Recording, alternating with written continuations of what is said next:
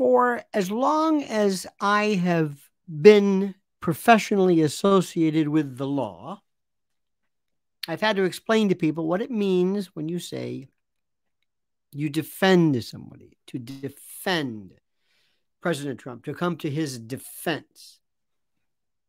And it's a term that doesn't really lend itself too well in the real world. It doesn't really apply, but it does. Let me explain.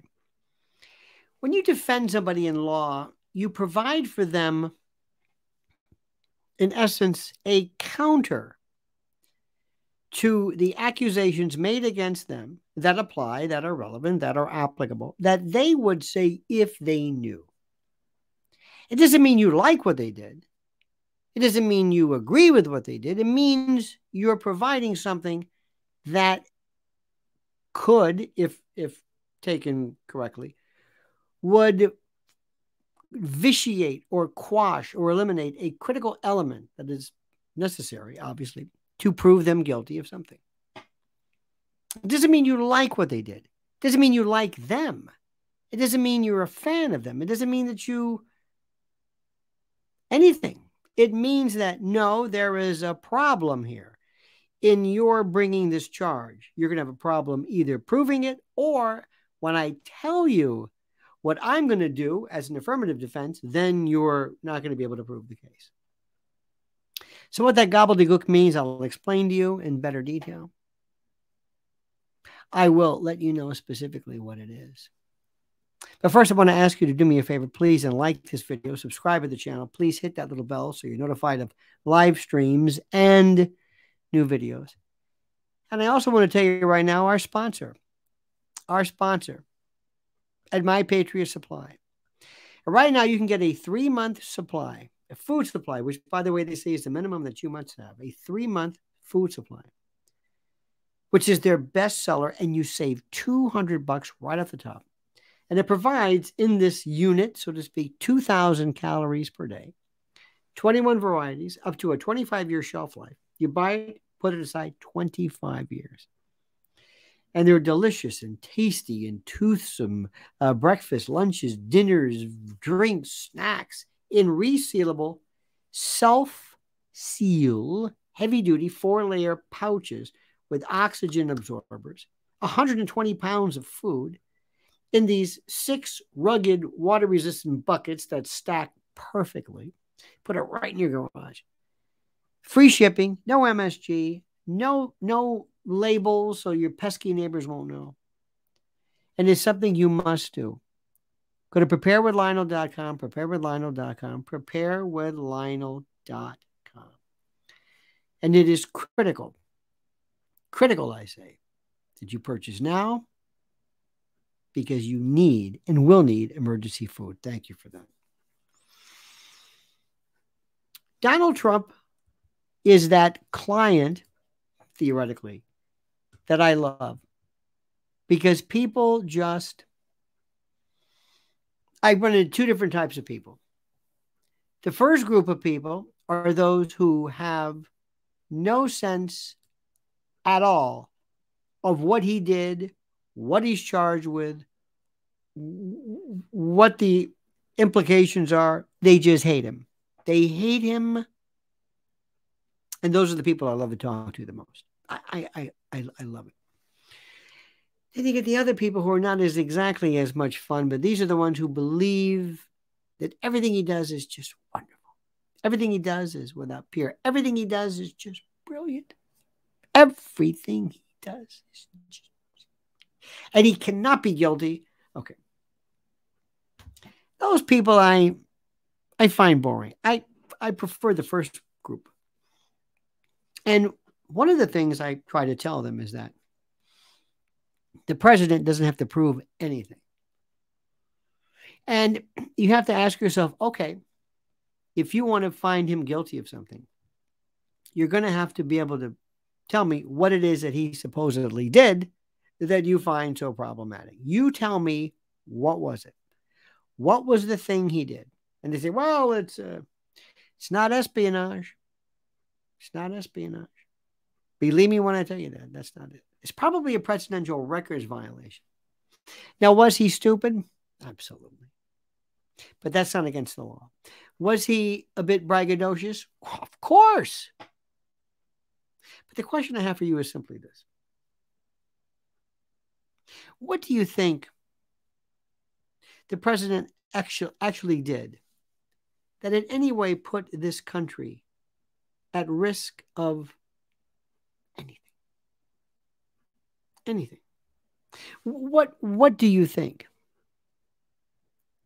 Do you know the information, the boxes, the information that was kept? You know those boxes that you see in his bathroom, you know, these boxes and boxes. I've heard people say, people who are far better in the know than I am, that not everything in there was subject to some type of presidential, what have you, presidential records, that some of them were, you know, personal effects in that. But either way, there is a statute. And the first argument is that it is primarily civil. That what he did was, for the most part, he did not have, you know, top secret military codes, nuclear codes, the football, things that if you know, somebody finds out. Granted, this information should not be out. But the question is anything there egregious enough to warrant a full-throated federal felony prosecution of him in this case? And the answer is no. No. Because of precedent, because of similar behavior, because of the discretion that has to be used, and something which nobody really understands. And that is the fact that the President of the United States, that position that he held, bestows upon him and endows him with something that few people really understand. And that is that we must honor the office. And when you treat him like some scalawag, some miscreant, some skell, as they say, and you have him twice check in and be fingerprinted and booked, and you're desecrating, you're sullying, you're destroying, you're vandalizing the office of the president. Now, when you tell people this, they go, no, wait. Nobody's above the law. No, nobody said that. But in addition to the fact, whenever you are a prosecutor or thinking about whether you should bring a charge, you should always ask yourself the question, what am I doing here? For example, I have a case. The victim is an 85-year-old grandmother who is in poor health, let's assume, who is in frail health and would most probably die if she were to be incarcerated in some particular act. And you got to ask yourself, do I take that into consideration? And do I say, how is justice served? How is it? The case that is a case of all is a case of David Petraeus, General Petraeus, who had his gumare, Paula Broadwell, who was his biographer. And if you recall, during the Benghazi, it was a terrible case. Remember, Ambassador Stevens was killed because these militiamen, these militias came in and they decided to storm the American embassy. Like, why? These Libyans, these crazed for no particular reason, the sanctity, the sovereignty. Why would they do this? Well, it turns out they may have done this because they believed, or it was true, that their fellow militiamen were being held, being kept prisoner at either the embassy or the annex, and might have been tortured, directly in contravention of President Trump's executive order that he signed within days of his coming into office. And Paula Broadwell spilled the guts at the University of Denver when she told the world, oh, yes, General Petraeus had a difficult time. He couldn't tell anybody this because he knew this. And what she was doing was, I boffed him, so I know this. I got this through Pillow Talk. And there was also evidence that he had documents that he took home, showed her, lied to federal officials. I mean, it's an absolute mirror image of this. And what's interesting to note, even further, what I find fascinating is that not only is it a mirror image and everything, but it was a person who could not have declassified anything if he wanted to. Arguably, you could say that President Trump had the right to declassify his document.